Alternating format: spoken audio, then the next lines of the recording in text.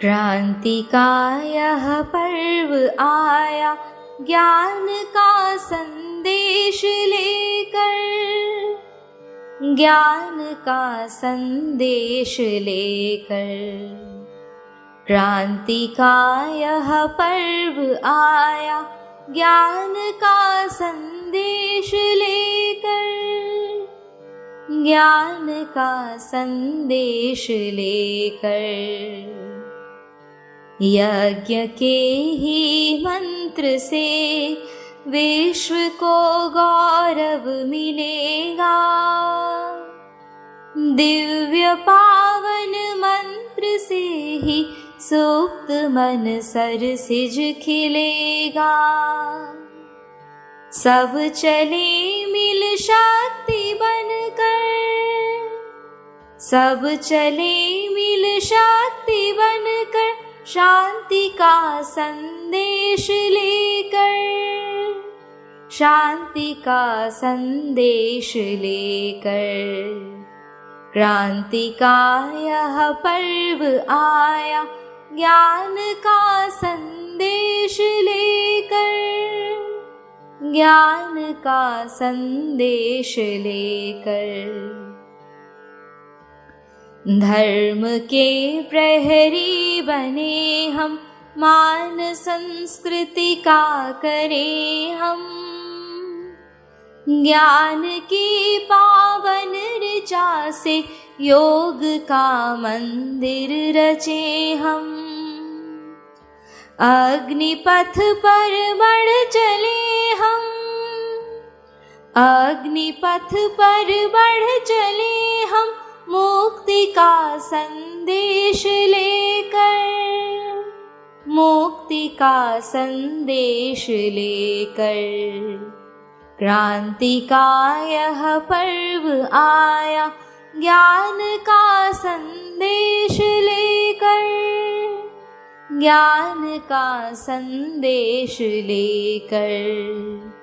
क्रांति का यह पर्व आया ज्ञान का संदेश लेकर, ज्ञान का संदेश लेकर।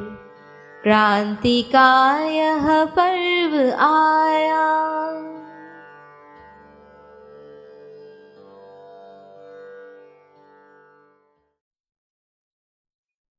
ओम शांति।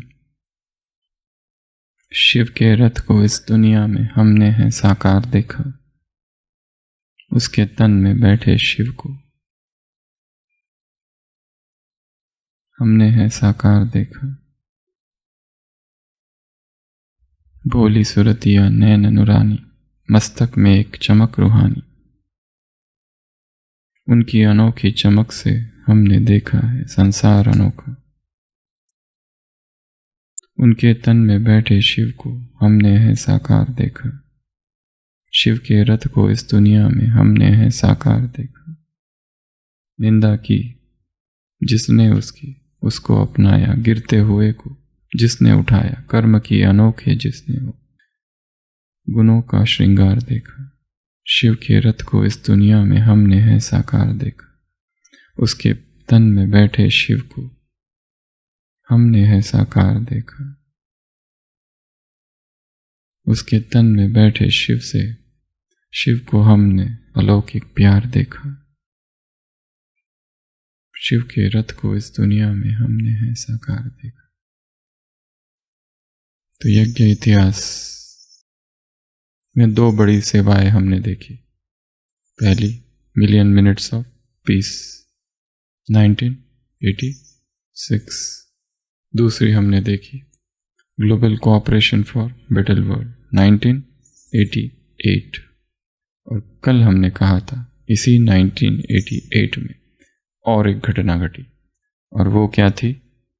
गुलजार दादी, अचानक डिटेक्ट हुआ कैंसर, और इस कैंसर का इलाज हुआ मुंबई में। ऑपरेशन हुआ, कीमोथेरेपी, रेडियोथेरेपी सब चला, और बहुत जल्दी दादी इससे बाहर भी आ गए।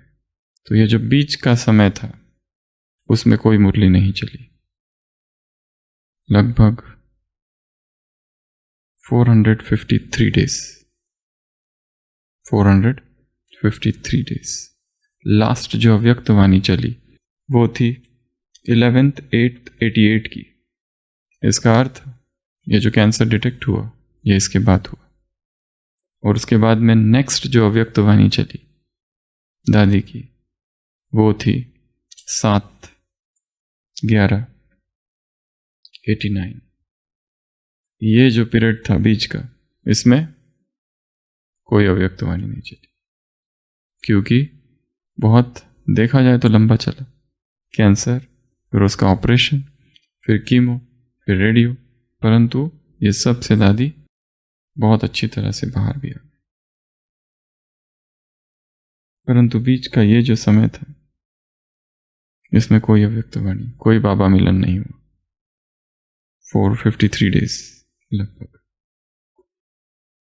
एक प्रश्न सभी के मन में रहता है और इसके पहले भी इसकी चर्चा की थी।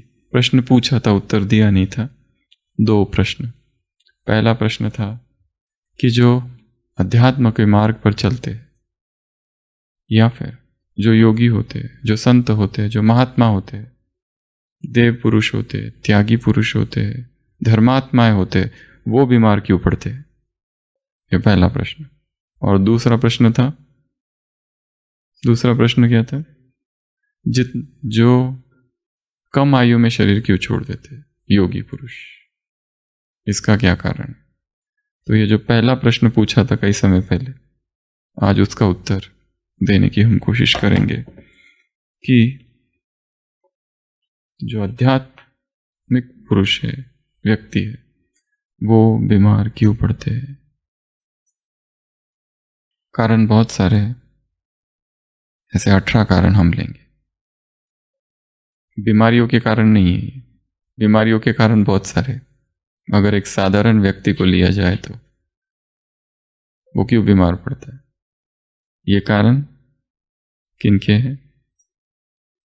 जो स्पिरिचुअल सोल्स है। क्योंकि लोग प्रश्न पूछते हैं, तुम लोग सिखाते हो राजयोग, और राजयोग से क्या बोलता है? Health, wealth, happiness. फिर तुम लोग बीमार क्यों पड़ते हो? तुमको तो नहीं पड़ना चाहिए। रामकृष्ण परमहंस जब थे, उनके जीवन काल में ही लोग उन्हें अवतार समझते थे और अवतार मानते थे, और वो ऐसे लोगों की बहुत हंसी उड़ाते थे।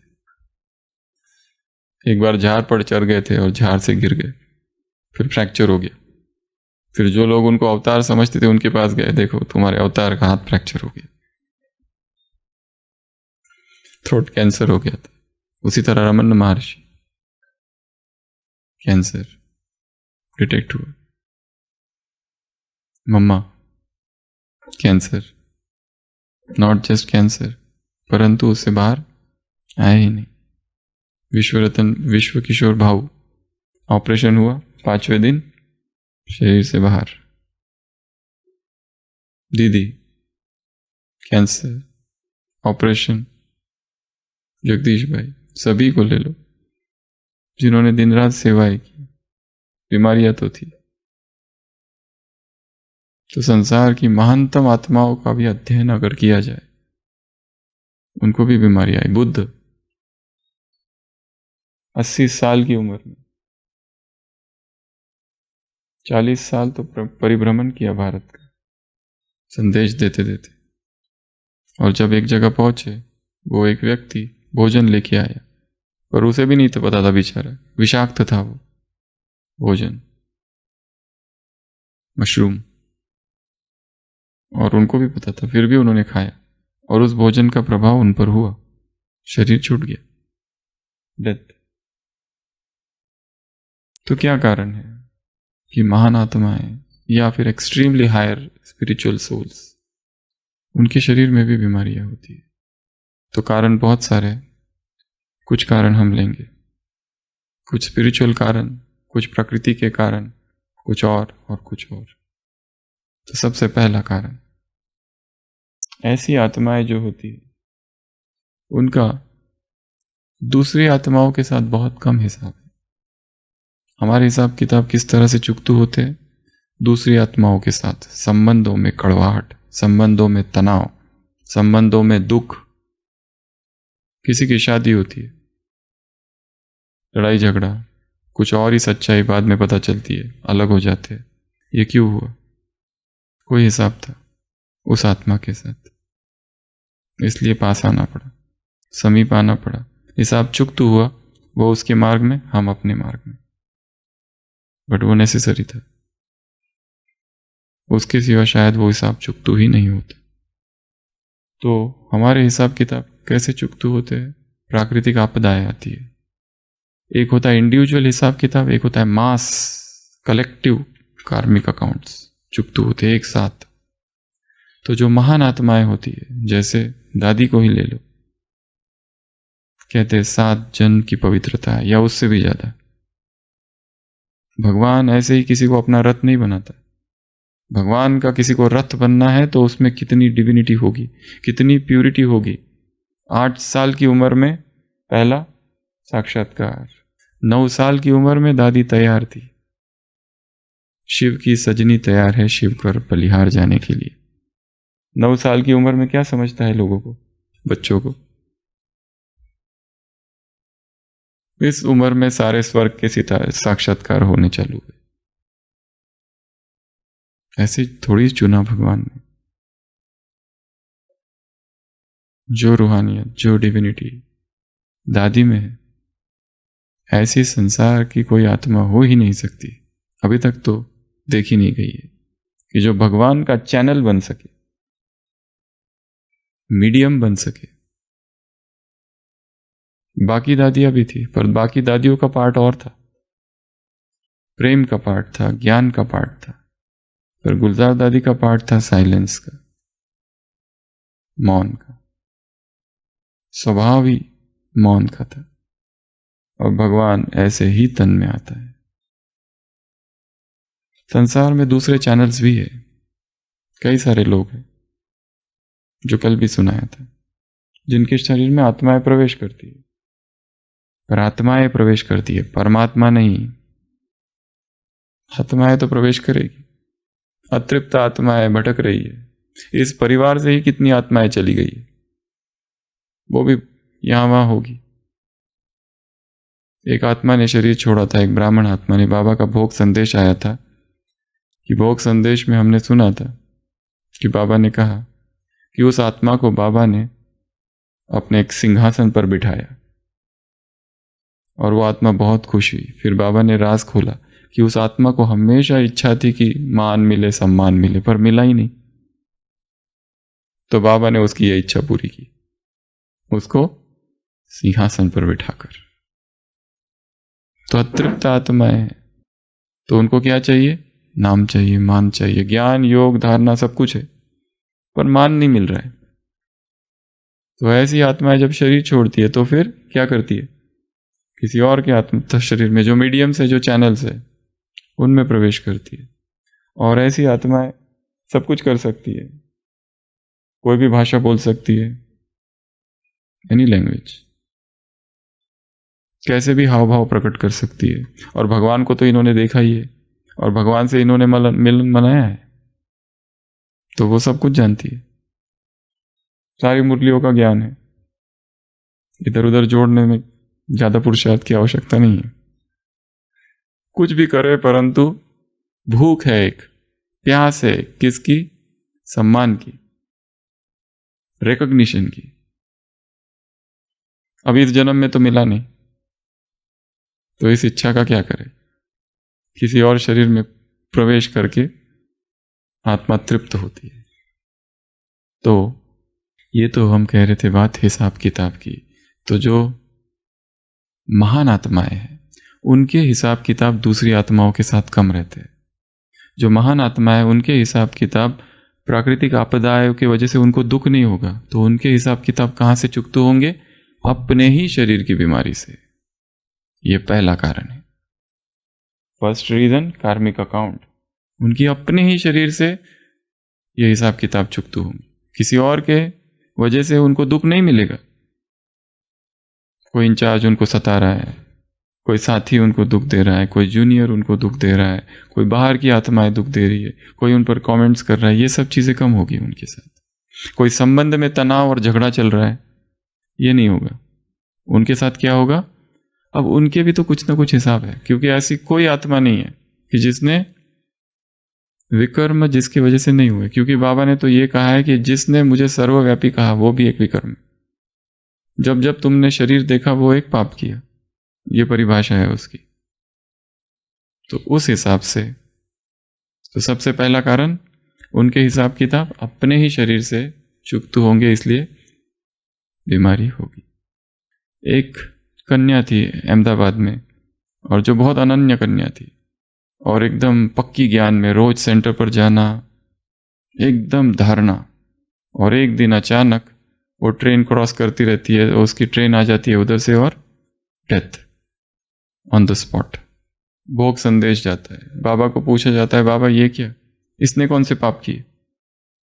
बाबा कहते हैं बाप को बच्ची से बहुत प्यार है, इसलिए उसके अब तक के जितने थे विकर्म 1 सेकंड में बाप ने भस्म कर दिए। अब जो नया जन्म होगा उसका वो बहुत पावरफुल होगा। ये बहुत पुरानी घटना है। उस आत्मा ने जन्म ले भी लिया होगा और पता नहीं कितनी सेवा भी की होगी, या यहीं कहीं बैठी होगी। तो फर्स्ट रीजन कार्मिक अकाउंट। दूसरा कारण, जो महान आत्माओं को भी बीमारी आती है, वो लोगों को ये सिखाने के लिए कि हम भी साधारण व्यक्ति है, हम भी ऑर्डिनरी ह्यूमन बीइंग्स हैं, हमारा भी ऑर्डिनरी जीवन है। क्योंकि जैसे ही कोई व्यक्ति असाधारण बन जाता है तो लोग क्या समझने लगते, ये तो संत है, ये तो भगवान है, इसके साथ इसको कुछ नहीं, ये एक अलग ही है, इसके पास ना पहले से बहुत सारी शक्ति है, ये अवतार है।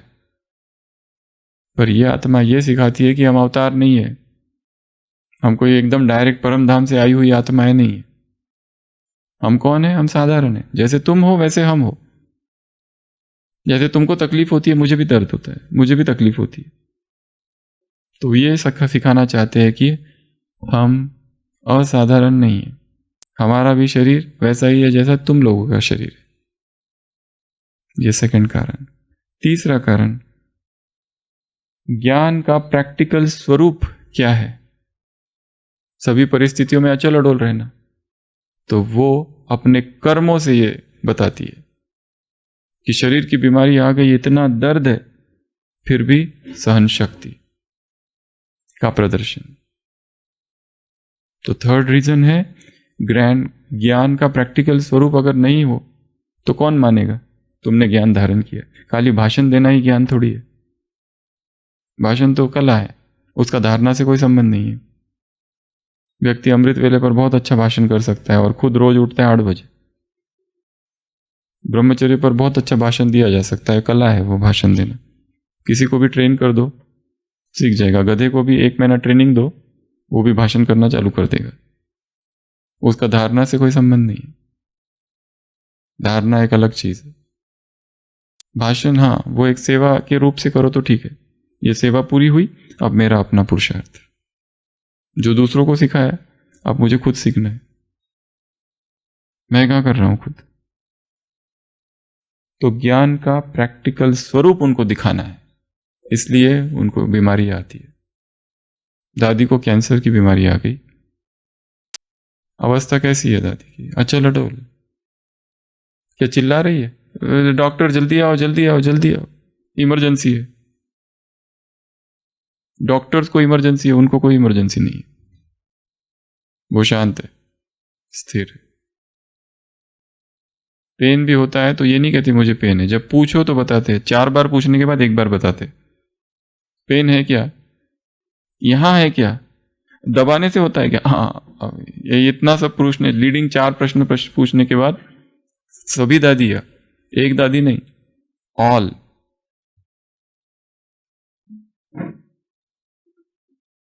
दादियों को पूछो दर्द है क्या, कहते हैं वो जो ब्राह्मणी, उससे पूछो दर्द तुमको है या उसको।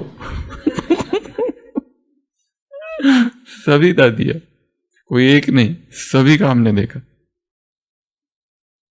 कल परसों की बात है, परसों ही रतनमणि दादी से मिलने गए थे। सूजन थी पैर में, हमने पूछा अभी दर्द है क्या? दर्द उसको आने दो, वो बताएगी दर्द है कि नहीं है। आपको दर्द है कि नहीं, हाँ वो बताएगी।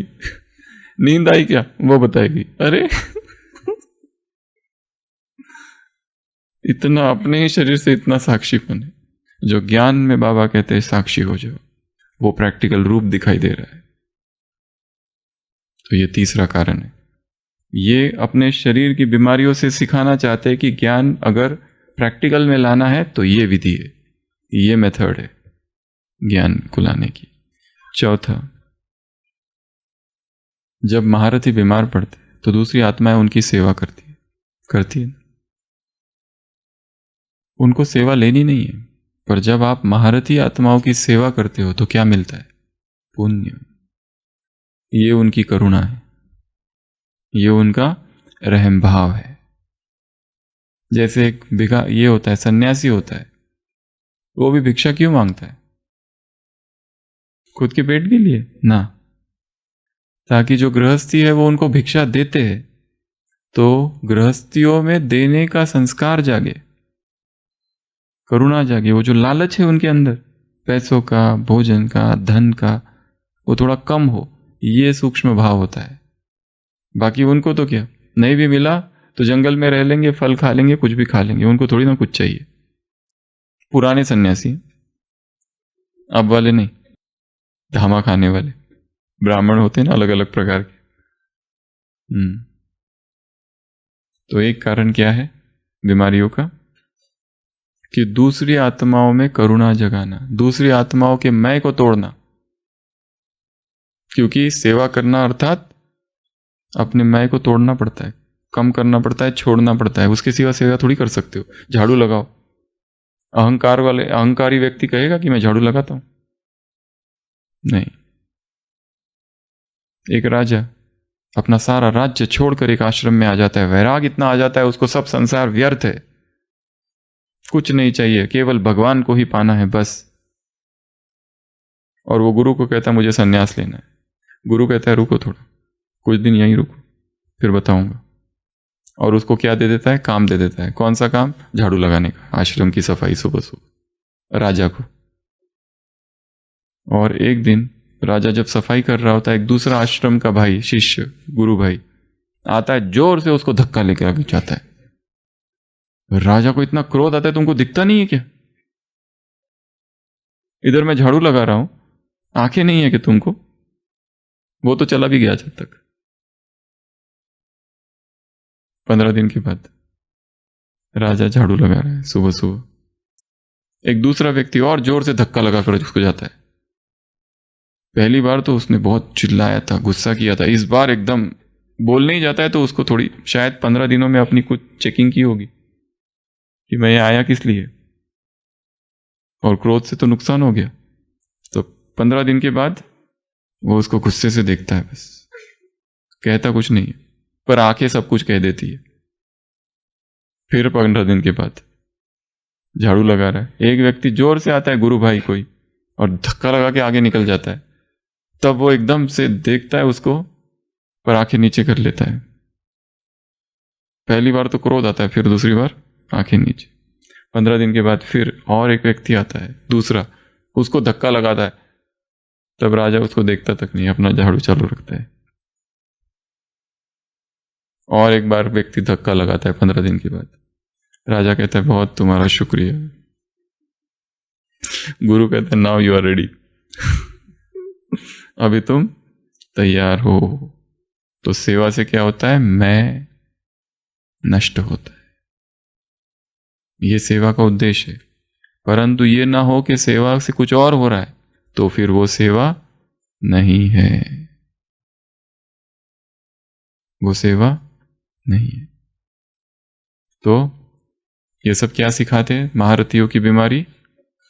दूसरी आत्माओं को सेवा करना सिखाती है। नेक्स्ट, दूसरी बाहर आत्माओं को जब बीमार होते हैं तो क्या हो जाती है? असंख्य आत्माएं ज्ञान में आ जाती है, सेवा हो जाती है। जैसे जो हम कल लेंगे, दादी गुलजार बीमार पड़े, कैंसर का ऑपरेशन हुआ, कीमोथेरेपी, रेडियोथेरेपी चले, दादी ठीक होगी, दादी वापस आ गई। निर्वैर भाई साहब यहाँ थे उसी समय, उनकी उम्र लगभग 50 वर्ष की थी और उनको भी एक मेजर हेल्थ इश्यू हो गया। बाईपास सर्जरी हुई 1989 में। संकल्प आया कि उससे पहले ही संकल्प आया कि जिस डॉक्टर ने दादी का ऑपरेशन किया था उसको माउंट आबू बुलाया जाए, उस सर्जन को, और उस सर्जन को माउंट आबू बुलाया गया। और वो जो सर्जन आए उन्होंने ये सब देखा और बहुत प्रभावित हुए और ये कंसर्न व्यक्त किया कि यदि यहाँ के लोग बीमार पड़ते हैं तो इनके लिए क्या फैसिलिटीज है। और उस समय सरकारी अस्पताल बहुत छोटा था, तो क्यों ना यहाँ एक हॉस्पिटल बनाया जाए। डॉक्टर अशोक मित्र, आगे कहानी बहुत बड़ी है जो कल देखेंगे। ब्रह्मा बाबा ऑपरेशन के लिए गए, शायद प्रोस्टेट का, अहमदाबाद मुंबई 1958 पूरे हॉस्पिटल में, HN हॉस्पिटल हरकिशन दास मुंबई, कितनी सारी सेवाएं हो गई। दीदी हॉस्पिटल में थी 1 मास। सब लोग क्या कहते थे, ये जो पेशेंट है ना बहुत अच्छी है, ये पेशेंट जो है ना बहुत अच्छी है। हम खुद दादी जानकी के साथ कितनी बार अलग अलग जगह पर थे, तो दादी जानकी ऊपर एडमिट, तो सिक्योरिटी से लेके तो स्टाफ से लेके तो सब तरफ एक ही चर्चा रहती थी, वो ऊपर एडमिट है, उनको एक बार देखिए, योगी एडमिट है एक तो लोगों के मन में इच्छा रहती थी, ये कौन है, कौन है, कौन है, ये कौन है, ये सारे इतने सारे लोग सफेद ड्रेस पहन पहन के सुबह में मिलने आते, दोपहर में मिलने आते, क्या है ये, कौन है ये लोग। तो 5वां कारण, जब महारथी बीमार पड़ते हैं तो क्या हो जाती है, कई सारी आत्माओं की सेवा हो जाती है। और दूसरा, वो जो सेवा कर रहे उनकी भी परीक्षा है ये।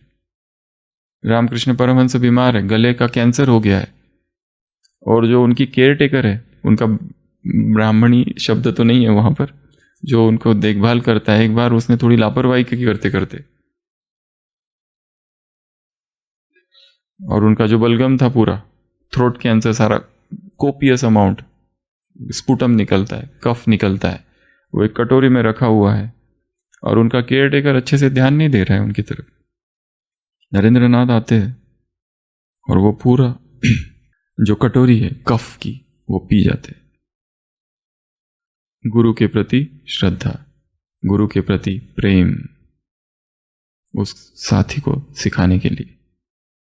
तो वो जो शिष्य होते हैं उनकी भी परीक्षा होती है, कोई बहुत ध्यान रखता है, कोई बिल्कुल ध्यान नहीं रखता है, ये उनकी भी परीक्षा है। ये हो गए 5 कारण। 6वां कारण, महारथी बीमार क्यों पड़ते हैं, या फिर महान आत्माओं में बीमारियां क्यों आती है। 6th reason, genetics. कुछ बीमारी है जो आनुवंशिक होती है, परिवार में चलती है, जेनेटिक बीमारी, हेरिडिटरी बीमारियां दादा परदादा को होती है। तो बचपन से, जैसे एक बीके बहन है, हॉस्पिटल में एडमिट थी, कन्या है, 18-19 वर्ष उसकी होगी, अब तक सब ठीक चल रहा था, सेवा कर रही थी, अचानक लड़खड़ाने लगी और शरीर में, हाथों में शक्ति कम हो गई। इन्वेस्टिगेट हुआ, फ्रेडरिच अटैक्सिया, एक जेनेटिक बीमारी है जिसमें व्यक्ति धीरे धीरे चलना बंद हो जाता है, फिर दीवार को पकड़ पकड़ के चलती थी, और फिर धीरे धीरे तो व्हील चेयर पर आ गई, अभी घर पर है, घर पर ही बैठकर ही सेवा करती है, चल नहीं पाती है, उसका कोई इलाज नहीं। अभी उसका भाई जो था, छोटा भाई, वो भी ठीक था 12 साल तक, अभी 13 साल का हो गया, अब उसको भी चालू हो गई वो बीमारी। इन्होंने क्या पाप किए, कोई पाप नहीं किए, कभी किसी को दुख नहीं दिया, ये तो छोटे छोटे बच्चे हैं, अब यह बीमारी जीवन भर चलेगी। जेनेटिक बीमारी है, परिवार में चलने वाली बीमारी है। कुछ ऐसे कैंसर्स होते हैं, बहुत छोटी उम्र में पता चल जाते हैं। तो ये बीमारियां का एक कारण क्या है, जेनेटिक्स, जीन्स में प्रॉब्लम, हेरिडिटरी डिस्पोजिशन की बीमारियां आ जाती है। नेक्स्ट कारण बीमारियों का, तमो प्रधान शरीर, कलयुग का शरीर है, ये तमो प्रधान शरीर है, इसमें पावर कहाँ रही है। सतयुग का शरीर नहीं है ये कि जिसमें पावर हो, ये शरीर ही तमो प्रधान है। नेक्स्ट, तमो प्रधान 5 तत्व, 8वां कारण बीमारियों का। ये जो 5 तत्व है, बाबा कहते हैं ये जमीन, अभी उसमें जो अनाज उगता है कैसा है, उसमें कोई शक्ति नहीं है, तमो प्रधान है। इसलिए शक्ति भी नहीं देता है। ये तत्व ही तमो प्रधान है। 8वां कारण। 9वां कारण पोल्यूटेड एयर। पोल्यूटेड एयर, हवा कैसी है? प्रदूषित। क्या है इस हवा में? कार्बन डाइऑक्साइड, कार्बन मोनोऑक्साइड, इतने सारे व्हीकल्स घूम रहे हैं, क्या छोड़ रहे हैं? सब धुआं, केरोसिन, टॉक्सिन्स केमिकल्स है पूरा। शहरों में, सिटियों में, हमें पता नहीं, दिखता थोड़ी है, सूक्ष्म होते हैं। न्यूयॉर्क सिटी को देखा गया ऊपर से हेलीकॉप्टर से, तो क्या दिखा? पूरा काला काला काला काला बादल।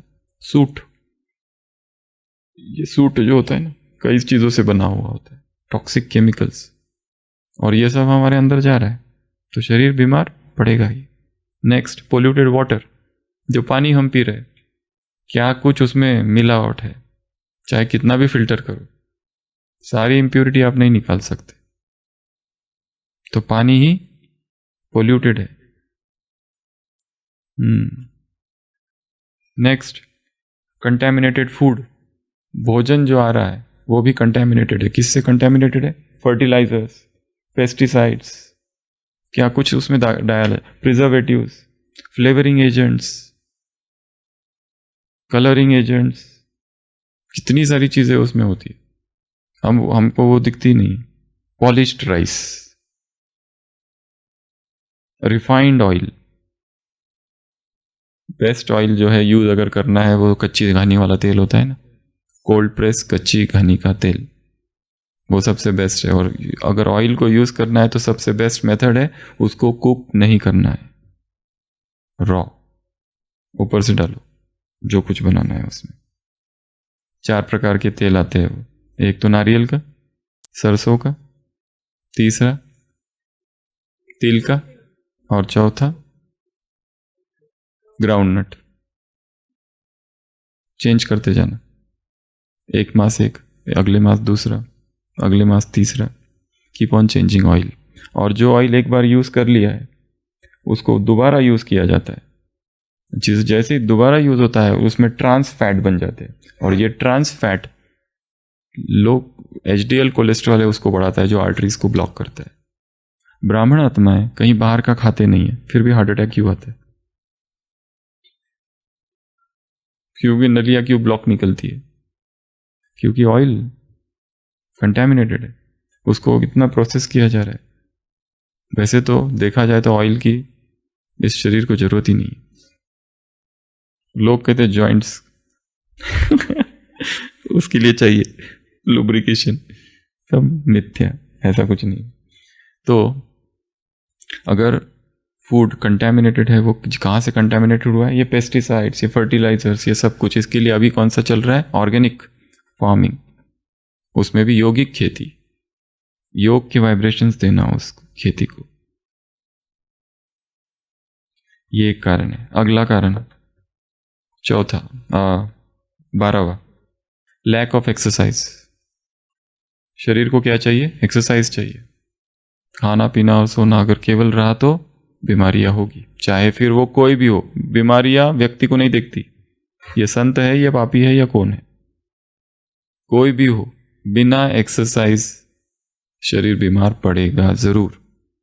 इसके लिए कितनी भी व्यस्त दिनचर्या हो, कम से कम 40 मिनट्स 45 मिनट्स तो निकालने हैं अपने लिए। किसके लिए? Stretching exercise. एक्सरसाइज 3 प्रकार, एक तो वॉकिंग, जॉगिंग, रनिंग, स्विमिंग, ये कार्डियो रोज हो। ये कम से कम 10,000 स्टेप्स तो होने चाहिए मिनिमम हर दिन, ज़्यादा हो तो बहुत अच्छा। सेकेंड, स्ट्रेचिंग एक्सरसाइजेस, योगासन, जिसमें बॉडी क्या हो? फ्लेक्सिबल हो। तीसरा है जिम, वेट लिफ्टिंग वाली एक्सरसाइज, स्ट्रेंथनिंग एक्सरसाइजेस, ये सब हो हर दिन। दूसरा है प्राणायाम, ब्रेथ एक्सरसाइजेस, तो शरीर स्वस्थ रहेगा। नहीं तो कोई भी हो बीमार पड़ना ही है। नेक्स्ट कारण, animal products. Animal products, animal और एनिमल से निकले हुए जो कुछ है वो हमारा भोजन नहीं है, उससे कहीं ना कहीं बीमारियां आएगी जरूर। डॉक्टर हेगड़े है, पद्मश्री या पद्म विभूषण उनको मिला है। उन्होंने कहा है कि हमारे शरीर में ऐसा एंजाइम ही नहीं है जो मिल्क को पचा सके। पराई माँ का दूध हमारा भोजन है ही नहीं। हमको माँ का दूध तभी तक चाहिए जब अपनी माँ का दूध, जब हम छोटे हैं बस। उसके बाद में जो भी मिल्क वाला इसमें डाला जाएगा वो बीमारी के अतिरिक्त तो कुछ भी नहीं करेगा, क्योंकि वर्तमान समय जिस तरह का दूध है वो तमो प्रधान है, और जिस तरह से आपके ग्लास तक पहुंचता है उसकी प्रोसेस अगर देखो तो उसमें हिंसा के अतिरिक्त कुछ नहीं। हाँ, 50 साल पहले, 100 साल पहले स्थिति और थी, पर अभी अगर देखो वो सारे वीडियोज है, हजारों वीगनिज्म सोसाइटीज है संसार में। कई लोग होते हैं उनको तो टॉलरेट ही नहीं होता है। कोई भी बच्चा नहीं होता है जिसको दूध पसंद है बचपन में। दूध को बोला तो भागता है उधर, उसको तो बूस्ट डाल के, कॉम्प्लेन डाल के नाक बंद करके पिलाया जाता है। नहीं तो दूध के लिए हमारी नेचुरल टेंडेंसी ही नहीं है पीने की, क्योंकि वो हमारा भोजन ही नहीं है। हमारी अपनी माँ का ही जो दूध था वो हमारा भोजन था, बस उसकी रिक्वायरमेंट एक समय के बाद पूरी हो गई। अब उसकी ज़रूरत ही नहीं है। जो उसमें डालोगे तो या तो डाइजेस्टिव प्रॉब्लम्स होंगे, लूज मोशंस होगा, कुछ तो होगा, बीमारियां होगी, एलर्जेंस तैयार होंगे। तो वो एक कारण। अगला कारण 14वां, cooking process, fried, junk, unnatural. बीमारियों का एक कारण क्या है? कुकिंग। जो भी भोजन को कुक करो उसके सत्व तत्व सब नष्ट हो जाते हैं, उसके पोषक तत्व नष्ट हो जाते हैं, और हमारे पास क्या बच जाता है? जो काला काला है, बस कोल, और वही पसंद आता है, उसमें टेस्ट होती है। इसलिए जितना हो सके नेचुरल पर जाओ। Natural, original, seasonal, regional. Seasonal अर्थात जिस आम का सीजन है तो आम, ऐसा नहीं आम का सीजन है मुझे एवोकाडो चाहिए, वो नहीं तो मैं खाऊंगा नहीं कुछ। रीजनल, जिस जगह तुम रहते हो, नहीं तो यहां रहते हो और मुझे वो चाहिए जो वहां मिलता है। आप जहां रहते हो आपके उस रीजन में जो सीजनल फ्रूट है वो आपका भोजन है। नेचुरल, उसको ज्यादा प्रोसेस नहीं करना, फ्राइड और ये सब। और ओरिजिनल फॉर्म में जितना है उतना लेना है उसको। तो ये एक कारण है। अगला कारण है ट्रॉमा या एक्सीडेंट्स। महारथी आत्माएं होती है, उनके भी एक्सीडेंट हो जाते हैं, दुख होता है, दर्द होता है, वो भी एक कारण है, वो भी एक हिसाब किताब है। जैसे एक बहन है, यंग बहन, अभी भी है, इधर ही है, तो सेवा केंद्र जा रहे थे, गीता पाठशाला, एक्सीडेंट हो गया, नेक इंजुरीज हो गई, दोनों हाथ और दोनों पैर पैरालिसिस। बहुत यंग है और ये रहेगा जीवन भर। अभी व्हीलचेयर में है, ब्रह्मा कुमारी बहन, ना हाथ हिलता है ना पैर हिलता है। उसकी बहन जी है, वो उसकी देखभाल करते हैं। परंतु हमने एक बात देखा, ये जो बहन है कभी उदास नहीं, कभी दुखी नहीं, इतनी खुश हमेशा, कोई संकल्प नहीं। मुरली की पॉइंट्स पढ़ती रहती, क्लासेस सुनती है, इतना उमंग उत्साह में। एट द एज ऑफ 25-26 ये एक्सीडेंट हो गया, दोनों हाथ पैरालिसिस, दोनों पैर पैरालिसिस, ना हाथ हिलते ना पैर, पेशाब की नली लगी हुई है, परंतु कभी दुखी नहीं, कभी उदास नहीं, कभी कुछ नहीं। देखा होगा आपने। हाँ, अभी तो इधर ही आ गए रहने के लिए।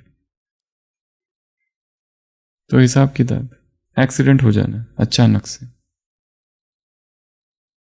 ये भी एक कारण। अगला, lack of preventive measures.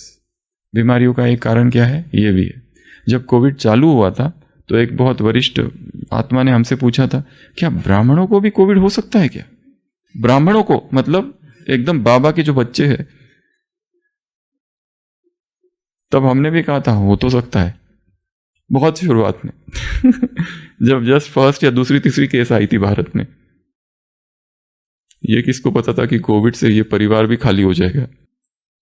Preventive measures अगर नहीं लिए तो आप भी बीमार पड़ोगे। ज्यादा ओवर कॉन्फिडेंट तो होना ही नहीं कभी इसमें, नेवर। 17वां कारण बीमारी का, ड्रामा।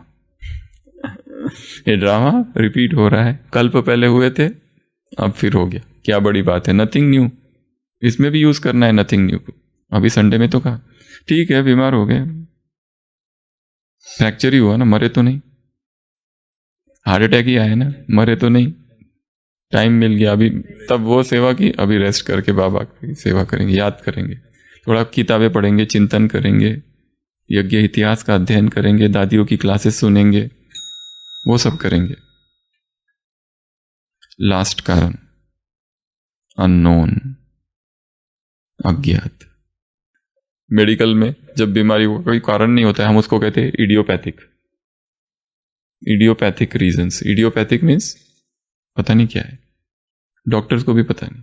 ऐसी बहुत सारी बीमारी है जिसको कहा जाता है इडियोपैथिक। मल्टीपल स्क्लेरोसिस, अभी उस दिन ओपीडी में एक बहन आई थी जिसको मल्टीपल स्क्लेरोसिस, सेंटर की बहन, मल्टीपल स्क्लेरोसिस डिटेक्ट हो गया। वो पूछ रहे क्या कारण है, हमने कहा इडियोपैथिक। कारण ही नहीं, पता ही नहीं कारण, होगा तो ही। ऐसी बहुत सारी बीमारियां है, इडियोपैथिक कारण है। तो ये भी बीमारियां क्यों आती है, ये तो हमने सोचा या जो कहा जाता है ये कारण हो सकते हैं, परंतु क्यों होती है एग्जैक्टली नोबडी नोज। तो कितने कारण बताएं? 18। रीजन नंबर 1, कार्मिक अकाउंट्स उनका किससे चुकता होगा? अपने शरीर से। रीजन नंबर 2, हम भी साधारण लोग हैं, जैसे तुम्हारा शरीर है वैसे हमारा शरीर है। तीसरा, प्रैक्टिकल स्वरूप दिखाते, अचल अडोल। भूरी दादी थी एडमिट, एकदम उपराम शरीर से, इधर कर रहे उधर कर रहे। दादी को पूछते, दादी कुछ हो रहा है क्या? कुछ नहीं, कुछ हो ही नहीं रहा है। कभी बार बार पूछते थे कुछ तो बताओ, ताकि कुछ दवाई लिखे। कुछ हो ही नहीं रहा तो क्या दवाई लिखूं, ऐसे थे। नेक्स्ट, दूसरों आत्माओं का भाग्य बन रहा है। 5वां, सेवा, ज्ञान की सेवा। अगला, जेनेटिक कारण। अगला, तमोप्रधान शरीर, फिर तमोप्रधान 5 तत्व। उसके बाद polluted air, polluted water, polluted food. उसके बाद एक्सरसाइज की कमी। इसके लिए रोज एक्सरसाइज करना है। फिर बोलना मत कि बीमारी पता नहीं क्यों आ गई, मैं तो सब कुछ करती हूँ, ये करती हूँ, वो करती हूँ, ये भी खाती हूँ, वो भी खाती हूँ। खाते बहुत अच्छे हो, नेचुरल खाते हो, रॉ खाते हो, ये भी करते हो, वो भी, पर एक्सरसाइज करते हो क्या? नहीं करते, टाइम ही नहीं है। सुबह से चालू होते 3 बजे से रात को 11 बजे तक, सेवा सेवा सेवा सेवा सेवा। एक्सरसाइज के लिए टाइम किसके पास है? टाइम निकालना पड़ेगा। Invest in yourself. Next, animal products. तो जितना हो सके सारे एनिमल प्रोडक्ट्स को धीरे धीरे कम करते जाना है, धीरे धीरे 0 तक आ जाना है। Next, cooking. जितना हो सके लेस कुकिंग, जितना हो सके कुकिंग की जगह स्टीम करो। स्टीम करो वेजिटेबल्स को, ये भी कितना अच्छा है। ऑयललेस सब्जी बनाओ, कितना अच्छा है। स्टीम करो, ऊपर से सब डाल दो, तेल वगैरह डाल दो, मसाला डाल दो। बहुत अच्छी मेथड है ये स्टीम। कुक्ड करके उसका सब कुछ नष्ट करने से ये कम से कम थोड़ा कम नष्ट होगा और टेस्टी भी रहेगा। एक होता है बॉइल्ड, पर बॉइल्ड से भी हमको लगता है स्टीमिंग ज्यादा अच्छा है। Next, drama, trauma. अच्छा, ट्रॉमा और ड्रामा। ट्रॉमा, एक्सीडेंट, ये सब होगा। या फिर ये एनिमल बाइट, सांप का काट लेना। जैसे कल पे एक पेशेंट एडमिट हुए थे, अभी बैठे थे, वहां से एक सांड आ गया। तो सांड को देखा उन्होंने और पानी लिया और उसके चेहरे पर मार दिया। अब उसने कुछ किया नहीं था, वो शांति से बैठा था, पर ऐसे ही खुराफत सूची। तो वो आया और सीधा यहां घुसेड़ दिया। एडमिट थे 2 दिन, अभी कल ही डिस्चार्ज हुए दादा। इसके लिए ज्यादा छेड़छाड़ मत करना। कुत्ते, बिल्ली, भालू, बेचारे वो कुछ नहीं करते, तुम क्यों करते हो उसको कुछ? बंदर। एक भाई को इधर ही ओम शांति भवन का वो जो गेट है पांडव भवन का, वो फोन पे बात कर रहे थे, एकदम बंदर कूद गया अच्छा इधर और गिर गया नीचे, पर फोन पे बात करना चालू था। अच्छा, लड़ो स्थिति।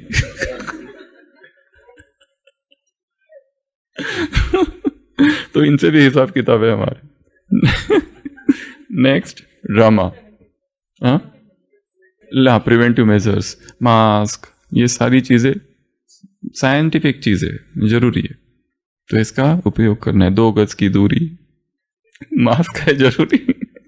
तो ये सर, और फिर ड्रामा, और लास्ट अननोन, अज्ञात, पता ही नहीं।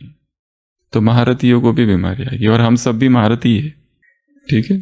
तो ये सब चीजों का ध्यान रखना है और हमसे सेवा होती रहे। तो आज हमने ये एक पार्ट देखा, कल हम देखेंगे इस बीमारी की वजह से, दादी की बीमारी की वजह से कितनी बड़ी सेवा यहाँ पर हो गई। एक रेडिएशंस भी है, इलेक्ट्रॉनिक्स, वो एयर में आ जाएगा। इलेक्ट्रॉनिक रेडिएशंस, हवाओं में रेडिएशंस है बहुत सारे। तो शिव के रथ को इस दुनिया में हमने है साकार देखा, और कितना अचल देखा, कितना अडोल देखा, कितनी कैसी स्थिति देखी। भगवान को 8-8, 10-10 घंटे अपने में समाये रखना, ये कोई कम बात नहीं है, कम बात नहीं है। ओम शांति।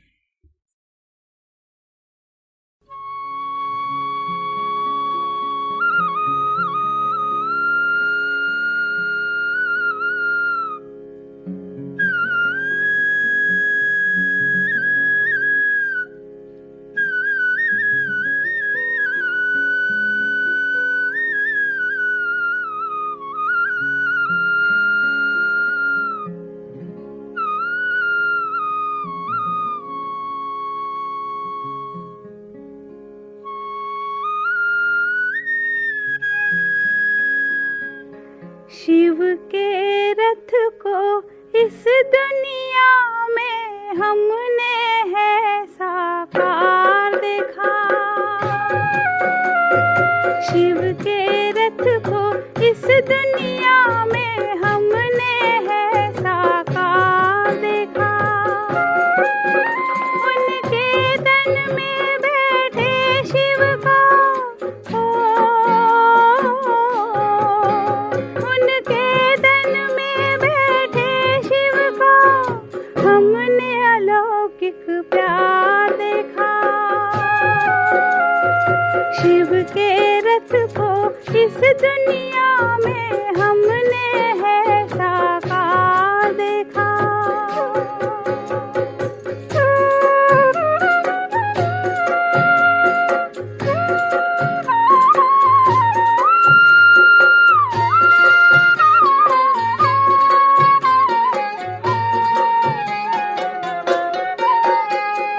भोली सुरतिया नैन नुरानी, मस्तक में एक चमक रूहानी। भोली सुरतिया हो, उनकी अनोखी चमक से हमने देखा है संसार अनोखा।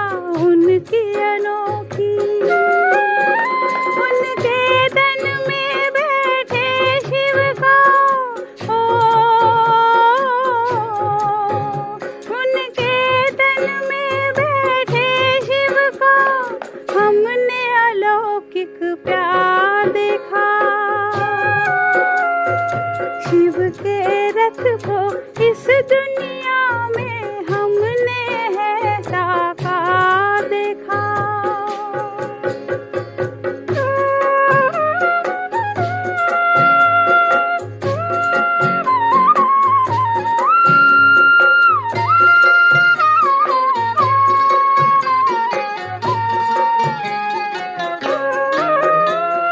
निंदा की जिसने उसे अपनाया,